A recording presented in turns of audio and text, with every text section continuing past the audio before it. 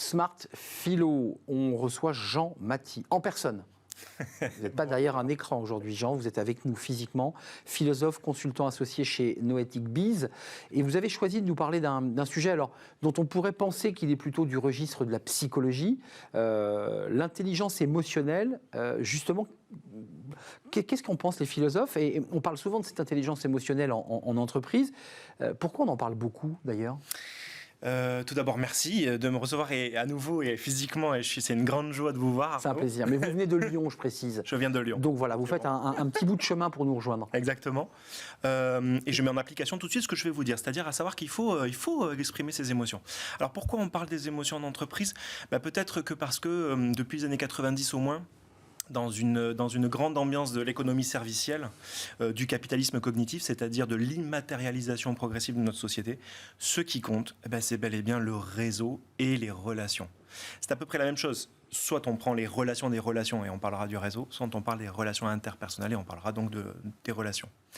Et dans ce cadre-là, où finalement l'intelligence collective, l'intelligence relationnelle vient au premier plan de la valeur ajoutée de ce que peut délivrer une entreprise, eh bien c'est tout naturellement que l'émotion devient un vrai sujet, parce qu'elle fait partie de cette intelligence relationnelle. Alors je resitue, c'est vrai que l'intelligence émotionnelle est un peu du registre de la psychologie. Oui. Vous avez décidé de vous en emparer. Pourquoi vous, le philosophe, le consultant, vous dites c'est aussi un sujet qui peut traverser la philosophie? Parce que, en fait, nos convictions chez Noetic Biz, c'est qu'on essaye de restaurer un maximum d'attention, en plein sens du mot attention, que les Américains, ils appellent ça le care. Le care, oui. Voilà. On essaye de militer pour prendre soin de l'attention des gens. Et que les philosophes, quand ils parlent de l'émotion, ils prennent ce prisme-là original de dire, en fait, prendre soin de l'attention des gens, ça commence par prendre soin de leurs émotions. Et ça, on le voit dans un grand philosophe qui s'appelle Paul Ricoeur, à ne pas confondre avec Paul Ricard. C'est une autre philosophie, quoique elle produit elle aussi de l'attention et de la joie. Paul Ricard, oui, c'est pas pareil quand même. Pas pareil, c'est pas exactement le même. C'est à la fois le circuit automobile et puis c'est un alcool, évidemment. Voilà, évidemment. Voilà. Et en fait, le sujet, c'est que Paul Ricoeur dit que lorsque vient une émotion à moi, en fait, elle fait 3 trucs. Elle me désautomatise, c'est-à-dire qu'elle m'arrête dans mon être au monde. Elle me normativise, pardon, c'est pas très joli, c'est des mots de philosophe, mais elle me normativise, c'est-à-dire elle me fait percevoir un bien ou un mal. Et puis corporellement, pour le coup, elle me fait avoir des mouvements vraiment très physiques, de rejet, de rapprochement, de distanciation de pas de côté, par exemple, etc. On est vivant, quoi. On est vivant, ouais, exactement. Et Paul Ricoeur dit que l'émotion nous conduit, et il dit ça dans un gros livre qui s'appelle Le volontaire et l'involontaire pour les courageux et les courageuses. Et donc l'émotion nous fait faire ce parcours en 3 temps et produit, si on en prend soin, de l'attention. Elle vient nourrir notre attention à nous-mêmes, bien sûr, mais aux autres. Mais c'est bon ou c'est mauvais, ça? Parce qu'après tout, on perd pied parfois dans ses émotions. Oui, il faudrait... En fait, l'enjeu pour nous, c'est d'éviter 2 postures pour aller vite. Soit on est dans le sentimentalisme, et alors on vit dans nos émotions, comme j'entends malgré moi, j'entends ça un petit peu dans le business. C'est-à-dire il faudrait laisser la place tout entière à nos émotions. On ne serait plus que des êtres d'émotions et pas de raison du tout. Compliqué dans une entreprise, puisqu'on vend des produits, parce qu'on est dans du business. Très clairement, parce qu'il faut rester rationnel. Bah ouais. À l'inverse, si on n'est plus que rationnel et qu'on se coupe de cette dimension émotive, on devient des robots, Arnaud. Ouais. Ni plus ni moins. Est-ce qu'on n'a pas appris, finalement, on nous l'a appris tout petit, finalement, qu'il fallait rester un peu professionnel face à nos émotions? En un mot, il fallait un peu les cadenasser quand même si on nous dit aujourd'hui que la mode, c'est de lâcher ses émotions. Mais dans les faits, on cadenasse beaucoup quand même. 2 choses ont fait du mal à cette... Enfin, nous ont fait du mal qui fait qu'on pense ça souvent. D'abord, l'idéalisme en philosophie. C'est une vieille bataille qui remonte jusqu'à Platon. Ah oui. Et puis aussi le machisme. On serait des gros durs, vous voyez, Arnaud, on serait des hommes et des femmes, même les femmes, on serait des êtres virils que de se couper de nos émotions, quoi. C'est ça un peu l'illusion. Moi, je dis mais nous, chez Noetic Biz, on prétend que ce serait à la fois moralement condamnable de faire ça, et à la fois stupide, c'est-à-dire nous priver de nos émotions, ce serait nous priver moralement d'une partie de notre humanité. Donc, et puis ce serait stupide parce que notre corps, s'il nous parle par des émotions, c'est que lui, le premier, il réclame du sens. Et qu'en fait, souvent j'entends dans le business... Gros sujet, hein.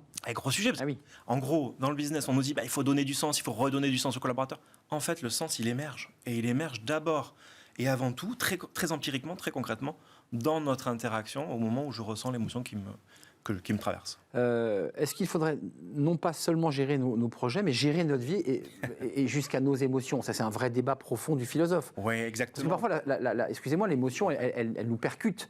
Ouais. C'est un plaquage d'une situation qui nous arrive, mais elle ne part pas de nous. Oui, c'est très vrai. Comment dire ? En fait, on voit bien qu'on est dans des sociétés où le mot management a pris le dessus. Surtout, on ne sait plus trop ce que ça veut dire. C'est vrai.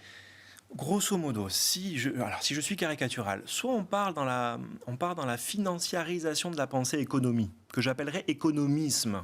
Ouais, vous voyez, pour bien montrer que c'est plutôt mal de penser les choses ainsi, c'est plutôt moralement condamnable. L'idée que nous aurions des émotions et que ce serait un capital qu'il faudrait maximiser.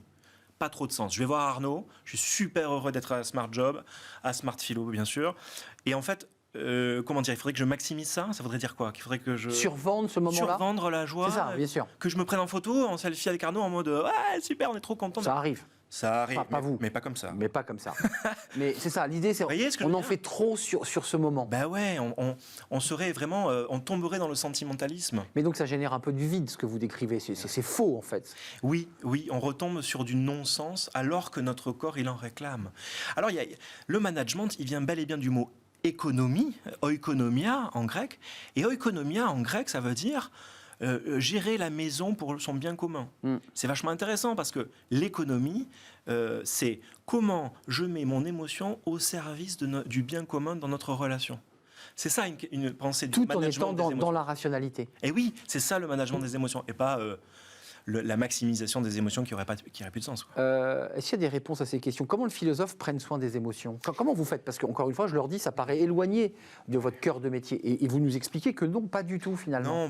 Non, parce que notre cœur de métier, c'est de prendre soin de l'attention des gens. Alors on les forme. Et on les forme à l'intelligence relationnelle. Et quand on les forme à l'intelligence relationnelle et qu'on aborde les émotions, on leur apprend tout simplement à identifier ces 3 temps dont je vous parlais tout à l'heure avec Paul Ricoeur. On leur apprend à identifier des émotions toutes basiques. On pourrait faire toute la palette, mais je sais pas, si je me sens triste, c'est que j'ai besoin, quelque part, de revenir à un état que j'ai connu. C'est ça la tristesse. Et ça, les empiristes anglais... Parfois la mélancolie, si je peux me permettre. Ça peut virer en mélancolie, exactement. Ben ça, les empiristes anglais, nos philosophes, ils le disent un petit peu avant les psychologues qui s'en sont emparés au sens positif, qui sont allés beaucoup plus loin que les philosophes, heureusement. Mais enfin, les racines, on les a quand même. Nul besoin d'être psychologue pour traiter des émotions, mais il faut être déjà philosophe, ce serait déjà pas mal. Mais alors, comment ça se joue très concrètement? Comment ça se vit tout ça, là? Concrètement, ce serait de dire, Arnaud, comment ça va aujourd'hui? Moi, je vais bien. Au niveau des émotions, c'est le début. Semaine. Ça, c'est le début. Non, comment ça va? Exactement. On commence par qu'est-ce que tu ressens, Arnaud, depuis ces 3 dernières semaines? Qu'est-ce que vous ressentez, Arnaud, depuis ces 2 dernières semaines? Et je m'autorise, il faut quand même avoir une réponse à ça, parce que parfois il arrive, tu vas bien, puis on passe à autre chose et personne ne répond. Quoi. Et oui, c'est malgré nous des petits rites de sécurisation où en fait on ne parle pas du vrai sujet. Et parfois il faut s'autoriser de ne pas parler du vrai sujet, parce qu'on a le droit aussi. Donc ça, c'est un mot d'entrée qui est une bonne clé pour entrer là. Et oui, c'est-à-dire Arnaud, qu'est-ce que vous ressentez dans notre manière de fonctionner ensemble depuis 3 semaines? Je trouve ça très bien. Super. La deuxième question, c'est de dire, est-ce que c'est de la joie? Est-ce que c'est d'identifier encore mieux à mettre un mot dessus pour savoir s'il y a un besoin qui se cracherait derrière? Voilà, c'est ça la clé philosophique. C'est 1, Arnaud, comment ça va depuis les 3 dernières semaines? 2, est-ce que c'est de la joie, Arnaud? Ouais, c'est de la joie. Ah, super. Et 3, est-ce qu'il y a quelque chose qu'on pourrait faire ensemble, en fait, pour répondre à un besoin qui est non satisfait dans les émotions? Juste avant de nous quitter, c'est intéressant parce qu'on voit effectivement le care, la façon de prendre en charge l'autre, de pouvoir un peu embrasser ses émotions. Ça peut être gênant pour un interlocuteur qui est un peu timide, qui est un peu réservé, qui est un peu pudique, non? Enfin, il n'y a pas comme ça... Oui, on a beaucoup de stagiaires qui nous disent « Oh là là, mais on rentre dans l'intimité ». Mais ouais, on rentre chez moi, là. Ben oui, et on essaye de les guider pour qu'ils soient hospitaliers envers eux-mêmes déjà, qu'ils soient les contemporains de leurs émotions. Et qu'ils acceptent donc cette proposition. Parce que parfois, on a du mal à l'accepter, cette proposition. On se dit, ça cache quelque chose, il est trop gentil. C'est-à-dire, vous voyez ce que je veux dire? Oui, complètement. C'est-à-dire qu'il y a une réalité quand même derrière ça, c'est de dire qu'une émotion, c'est un état affectif équivoque qui me convoque. C'est-à-dire, c'est un état un peu bizarroïde qui me traverse, mais qui, en me traversant, veut produire quelque chose, me dit déjà quelque chose. Donc les gens ont l'impression qu'on rentre dans leur coffre-fort. Ouais, non, on ne rentre pas dans le coffre-fort de leur vie. Ce que l'on veut simplement, c'est être hospitalier avec soi-même, être le contemporain de ses émotions, c'est déjà beaucoup. Hospitalier avec soi-même, je retiens. Soi-même. Pas exclusivement par la forme d'une question sympathique et rassurante. Merci Jean-Mathie d'être venu nous rendre visite. C'est un vrai plaisir de vous avoir en vrai.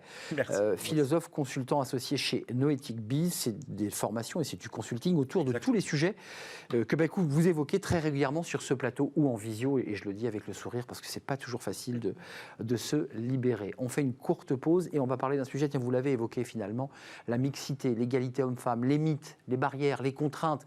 Ça avance, mais il reste encore beaucoup de chemin à parcourir parce que c'est vrai qu'il y a eu des lois, des textes fondateurs, mais c'est vrai qu'il reste toujours un écart et des difficultés, notamment pour des cadres. On en parle dans quelques instants avec nos invités juste après cette courte pause.